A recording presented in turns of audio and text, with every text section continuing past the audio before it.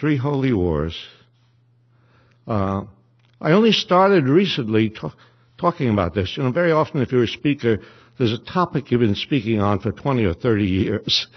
You know, and there are topics that I've been speaking on for 20 or 30 years, but it's only in the past year that I decided I would speak on 3 holy wars.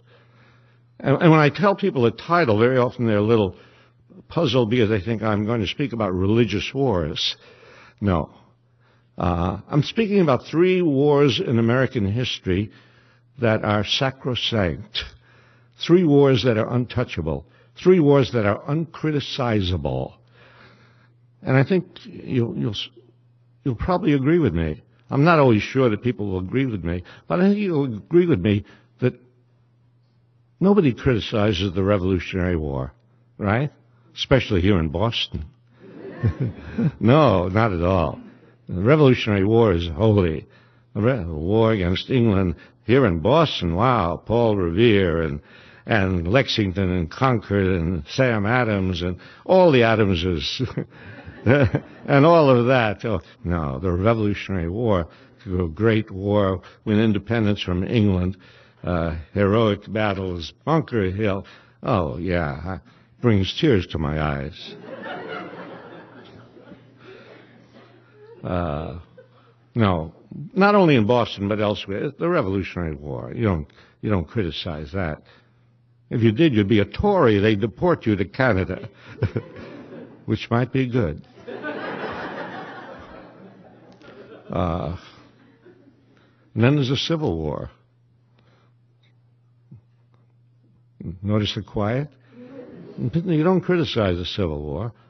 And it's understandable. Why would you criticize the Civil War? Slavery?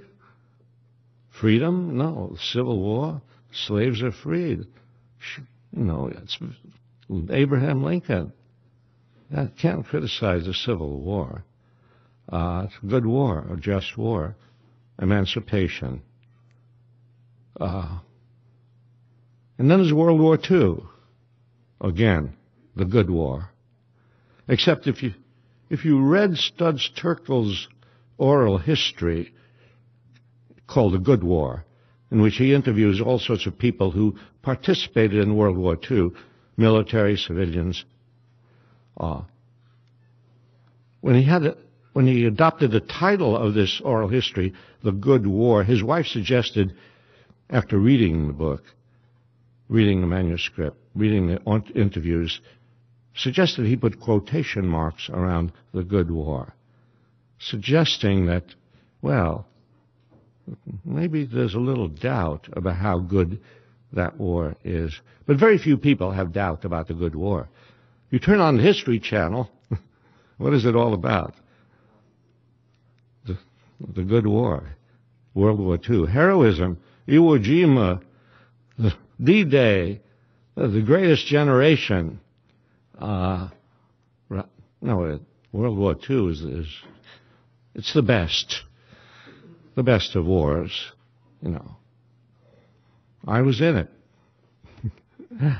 And now I'm going to subject all 3 of those good wars to a kind of examination which is intended, I'll tell you frankly what my intention is, to make us re-examine the idea of a good war, to make us re-examine the idea that there's any such thing as a good war, even the Revolutionary War, the Civil War, World War II.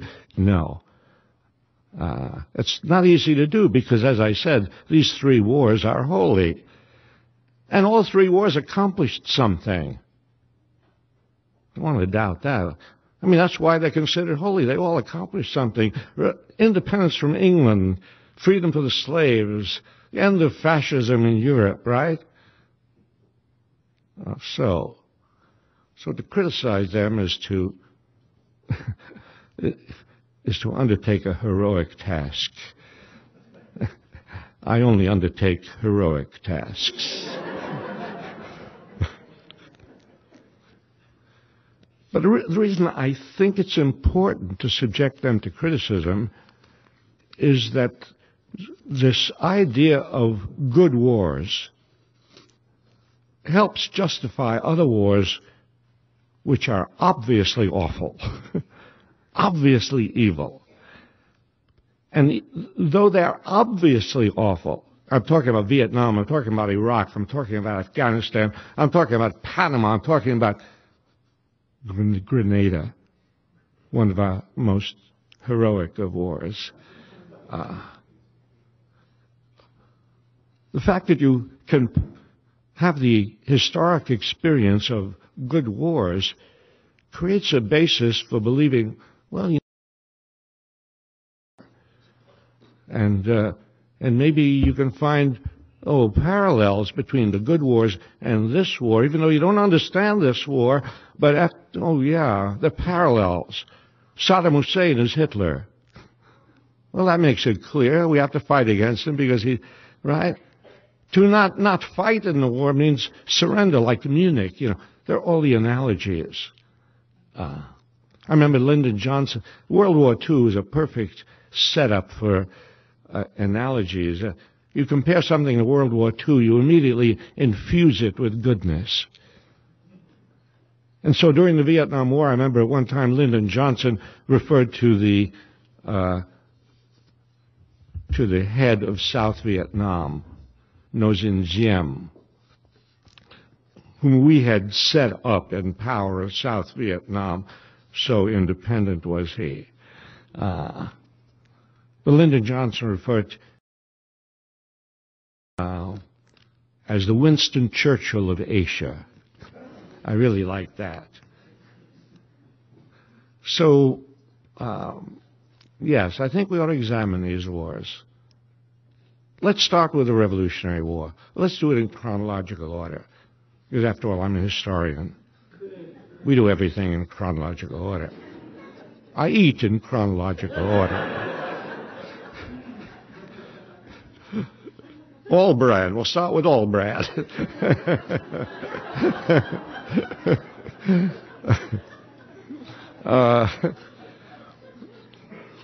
We'll end with Wheatina. Anyway, the Revolutionary War. Balance sheets. I don't want to make it too mathematical. They'll be falling in line with all these mathematical social scientists. Everything has become mathematical, political science and anthropology and even social work. Mathematical. No, I don't want to get that strict, but a rough moral balance sheet, let's say. Well, what's good about the Revolutionary War? And the sheet. What's dubious about the Revolutionary War? And let's look at both sides. Because if you only look at, we want independence from England, no, that's not enough to do that. You have to look at other things. Well, let's first look at the cost of the war on one side of the balance sheet. The cost of the war. In lives, 25,000. Hey, that's nothing, right? 25,000. We lost 58,000 in Vietnam. That's 25,000. Did you even know how many lives were lost in the Revolutionary War? It's hardly worth talking about. In proportion to population, in proportion to the Revolutionary War population of the colonies, 25,000 would be equivalent today to 2.5 million. 2.5 million. Let's fight a war. We're being oppressed by England. Let's fight for independence. 2.5 million people will die, but we'll have independence.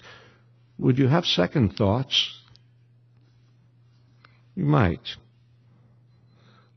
In other words, I want to make that 25,000, which seems like an insignificant figure, I want to make it palpable and real and not to be minimized as a cost of the Revolutionary War. And to keep that in mind, that in the balance sheet, as we look at whatever other factors there are. So yes, we win independence against England. Great. And it only cost $2.5 million. Okay? Who did the Revolutionary War benefit? Who benefited from independence?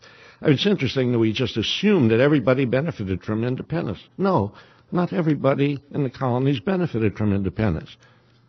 And there were people right from the outset who knew they wouldn't benefit from independence. There were people from the outset who thought, no, I'm just a working stiff, or I'm just a farmer. Am I going to benefit from what is it? What difference will it make to me if I'm oppressed by the English or oppressed by my local landlord? You know. Maybe 1/3 of the colonists, nobody knows because they didn't take Gallup polls in those days. Maybe, but various estimates, 1/3 of the colonists were opposed to the Revolutionary War. And only maybe about 1/3 supported the Revolutionary War against England. And maybe 1/3 were neutral. I don't know.